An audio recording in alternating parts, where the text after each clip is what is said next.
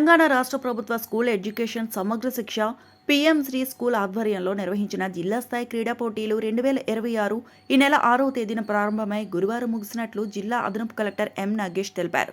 ఈ సందర్భంగా జిల్లా ప్రభుత్వ బాలుర ఉన్నత పాఠశాల మైదానంలో కబడ్డీ ఆడి క్రీడాకారులను ఉత్తేజపరిచారు. మొదటి రోజు వాలీబాల్, రెండో రోజు ఖోఖో, చివరి రోజు కబడ్డీ పోటీలను నిర్వహించనున్నట్లు చెప్పారు. ఈ పోటీల్లో ప్రతిభ కనబర్చిన క్రీడాకారులను రాష్ట్ర స్థాయికి పంపిస్తామని, అక్కడ గెలుపొందిన వారిని జాతీయ స్థాయికి పంపిస్తామని తెలిపారు. ఈ కార్యక్రమంలో జిల్లా విద్యాధికారి విజయ, హెచ్డిఎఫ్ సెక్రటరీ నాగరాజ్, పీడీలు, క్రీడాకారులు తదితరులు పాల్గొన్నారు.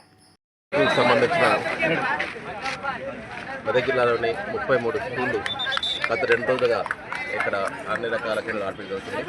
మన డిఓ గారు, అదేవిధంగా స్కూల్ సెక్రటరీ గారు, ఇతర పీడీసీ అందరూ కూడా నిర్వహణలో పాల్గొన్నారు. మరి అందరి స్కూళ్ళ విద్యార్థులు కూడా వాళ్ళ యొక్క క్రీడా నైపుణ్యం మార్చుకొని మరి జిల్లాలో ప్రథమ స్థానం వచ్చిన వాళ్ళు కూడా రాష్ట్ర స్థాయికి పంపించడం జరుగుతుంది.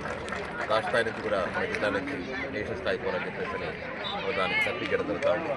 మరి అందరూ కూడా నేర్పక వాతావరణంలో క్రీడలు నిర్వహిస్తున్నారు. అందరూ కూడా విషయం. మరిన్ని అప్డేట్స్ కోసం మా ఛానల్ని సబ్స్క్రైబ్ చేయండి.